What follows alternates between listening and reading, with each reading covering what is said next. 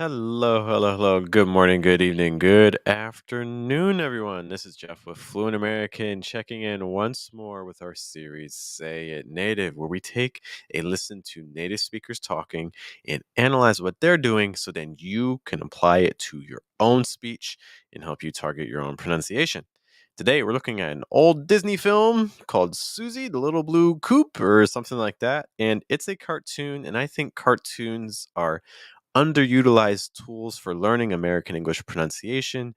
Part of the reason for that is because they tend to really go heavy on the emotion, they exaggerate things. And when you listen to people talk, people are always talking with emotion. So these are great tools for shadowing because they can help you convey emotion in your own speech, which is something that tends to be difficult. Specifically, we're going to be looking at stress patterns, we're going to be looking at linking, and we're also going to be looking at reductions, which I think are all going to help you sound more natural when you're speaking in American English. And of course, if you have questions as we go through this or on the replay, you can let me know. So there's a couple little clips I want to show you. And again, if you have questions about anything as we go through, be sure to let me know. But let's begin by just listening to this first file here. She developed carburetor trouble. Do you hear that on carburetor trouble? Carburetor trouble. Which of those two words do you think is emphasized or stressed? She developed carburetor trouble. One of the things, especially if you watched the last video, is that we said carburetor trouble. So notice it's like taking 5 steps down. She developed carburetor trouble. Notice that it was like carburetor trouble. So it's just down, down, down, down, down in pitch. This shows us that carburetor is the stressed word. She doesn't say carburetor trouble. They say carburetor trouble. And the reason is this is called a compound noun. And compound nouns are when you have two words, but only they mean only one thing. So we'll stress the first word. The first word will have the highest pitch. She developed carburetor trouble. Hear the difference between carburetor trouble and carburetor trouble. So, this is the very first concept that we really need to be paying attention to in American English. English is stress time. So, when we stress a word, we want to make sure that the pitch is the highest. When a word is not stressed, we want to make sure that the pitch is lower.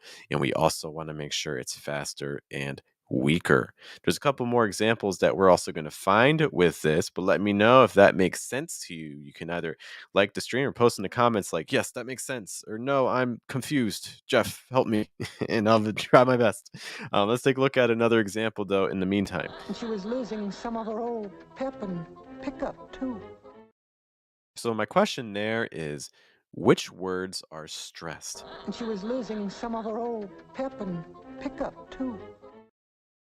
So, pep was stressed. What about in that word pickup? Is it pick up or is it pickup? And she was losing some of her old pep and pickup, too. What we see here is that this is another case of a compound noun in pickup. So we have pick and we have up, but together they make one thing, a pickup or a pickup truck. So that means that we're going to say pick as our stress. Pickup. They're not saying pick up. When you do that, you make it a verb like pick up the book or pick up dinner. But in this case, pick up is a noun for like a truck. So with nouns, you usually stress the first part. And she was losing some of her old pep and pickup, too. So you can hear that again on pickups. That's again another example of stress. Make sure that you're using the right pitch and things. Pick up. Notice how low the emphasis is and the pitch is on up. Moving along with this, what do you hear getting stressed in this case? Susie was all run down and long overdue for a checkup. We have words here, run down and check up. I want you to listen again and identify which parts of these words are stressed. Susie was all run down and long overdue for a checkup. So we have some differences here. We run down, she was all run down, she was run down. So this is being used as a verb. Susie was all run down and long overdue for a checkup. Hear how they said Susie was all run down. So this is part of a verb. So when we have this as a verb with run down, with run and then your phrasal verb, right? You have that down, that preposition. So when used as a verb, we'll stress the particle, the preposition, run down, all run down. But for a noun, so in this case, you're actually going to stress the first part. So we're expecting this to sound like checkup, run down, checkup. Susie was all run down and long overdue for a checkup.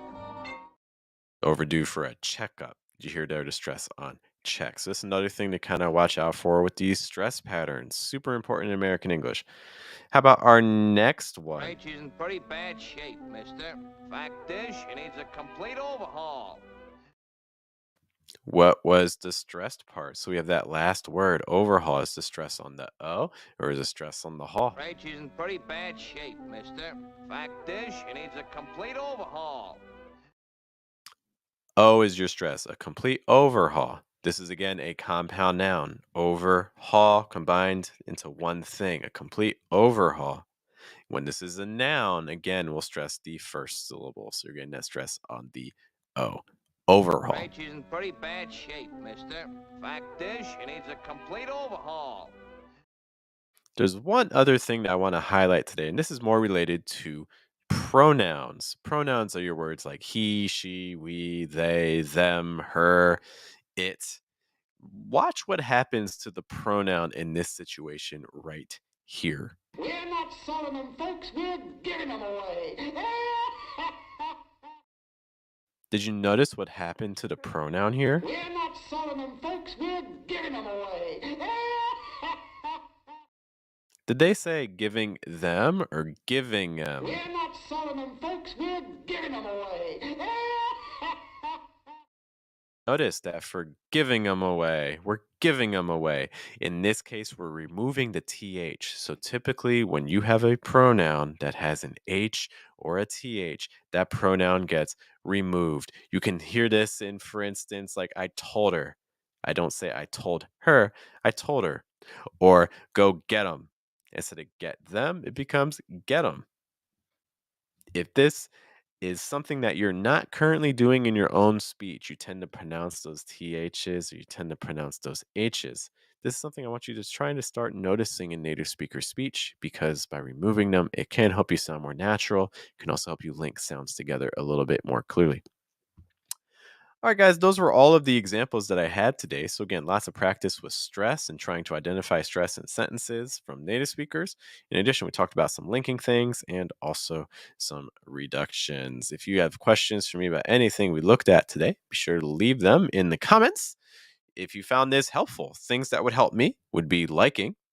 Other things too, if you're not a follower of the channel, you can subscribe on YouTube or follow the Facebook page if you're watching there, or do both. Thank you guys so much for your time. We'll see you in the next episode of Say It Native. And I hope you guys have a good day, good night, good afternoon, and take care.